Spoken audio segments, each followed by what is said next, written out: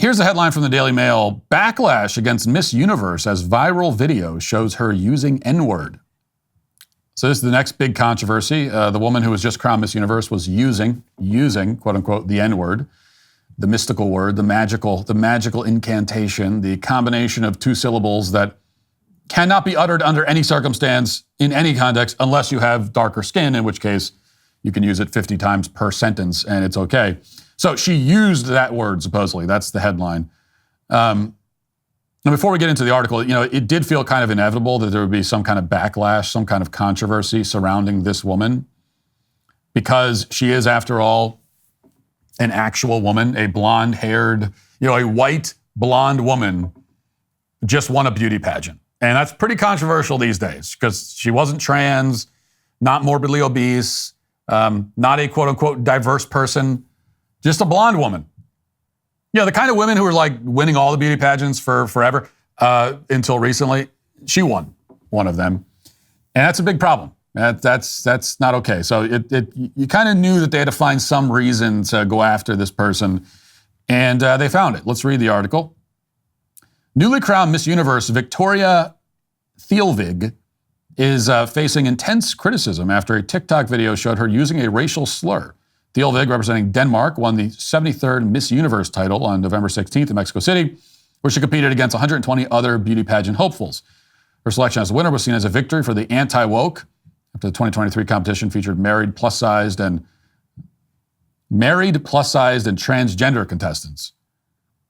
Why is married getting thrown in there? That woke 2023 competition that had plus-sized, trans, and married contestants. Married's not a problem, let's be clear. That's great. The other two, though, for a beauty pageant, that's where you run into the issues. Anyway, in the video posted from the Empire... Well, you know what? I'm not even going to read this. Let's just play the video, okay? And then it has some of the comments from people. Okay, so here are some of the comments. I won't describe the video because we'll just play it. But skipping ahead, one disgusted user said, "Runner-up, you're up. This one is done." Talking about the beauty pageant, saying she's done because of this shocking video where she uses the N-word, supposedly. Another commenter said, "In that crown at that, OMG."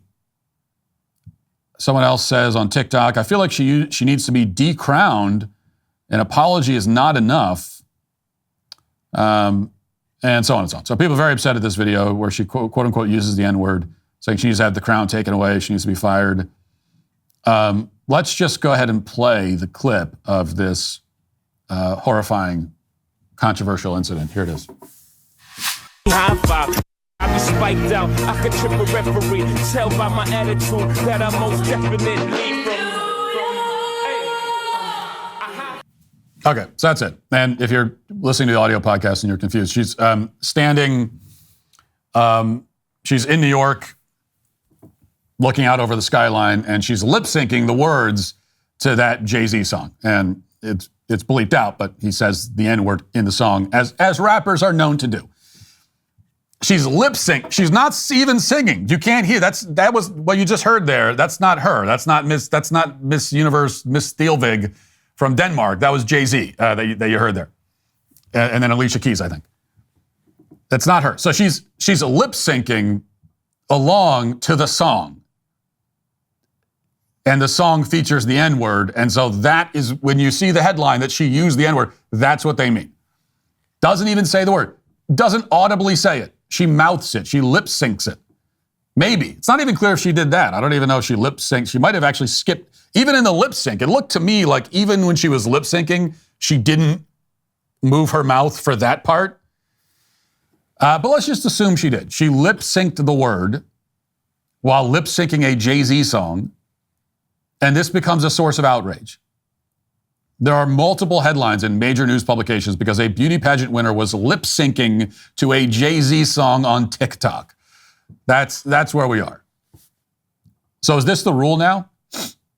You can't say the word if you're white. You also can't even vaguely move your mouth in the shape of saying the word, even if you're not actually saying it. I mean, at this point, maybe we should say, like, are white people even allowed to hear the word? Maybe it's offensive for a white person to be in the vicinity where someone is saying it, just from hearing it. If someone else says it and a white person is there, the white person should be condemned as though they said it because they were there and they were in some way experiencing the word. And that's too far. You can't say it. You can't lip sync it. You can't hear it. You can't think it. You can't talk about it. Not this word. The word. The word of all words, this ineffable, magical, mystical, otherworldly, supernatural word. Now, this is obviously ridiculous. I don't have to explain why. I have plenty of times in the past. The idea that a white person can't even lip sync a popular song, the idea that a white person isn't supposed to even, sing along audibly to a song that was, or inaudibly to a song that was all over the radio for years, all of that is ridiculous.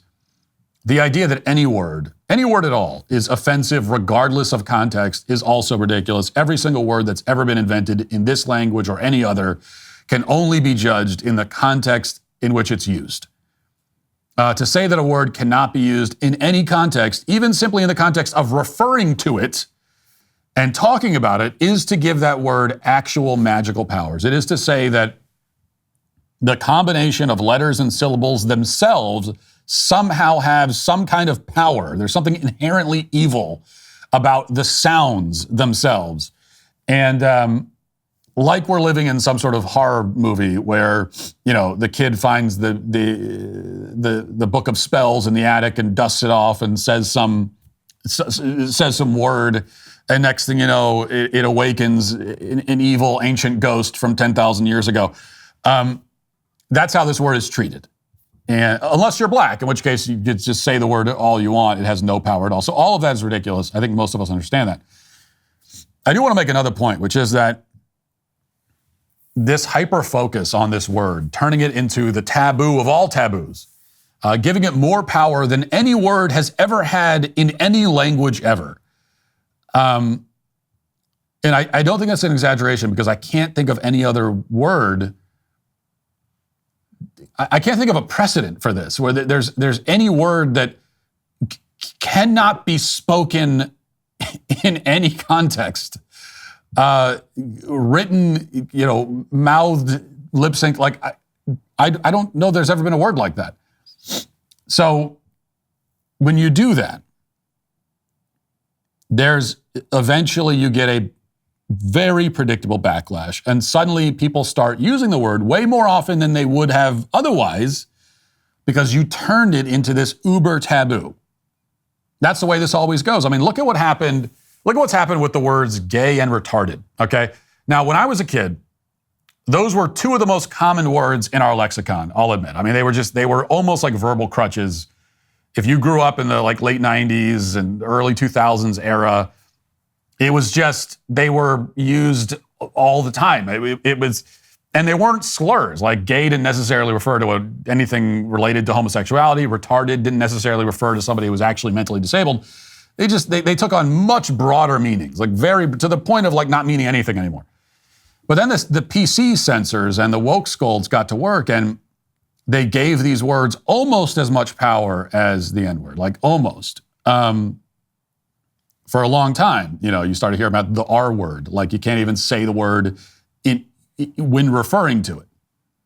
And that seemed to work for a time. It seemed like for about 15 to 20 years, from right around when I graduated high school to a couple of years ago, these words were almost entirely eradicated. Nobody was using them.